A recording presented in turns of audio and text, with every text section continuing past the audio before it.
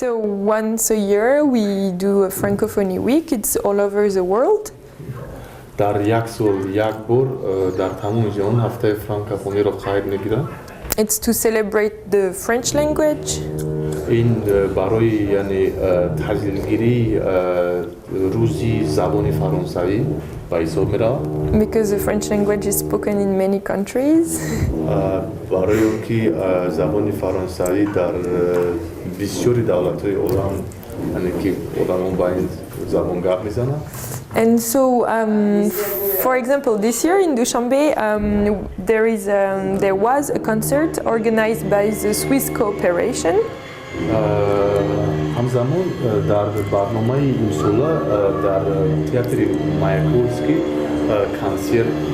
консерт ки аз ҷониби гурӯҳи ки аз Швейтсария буданд даъват карда шуда буданд дар оҷо бо иштироки онҳо консерт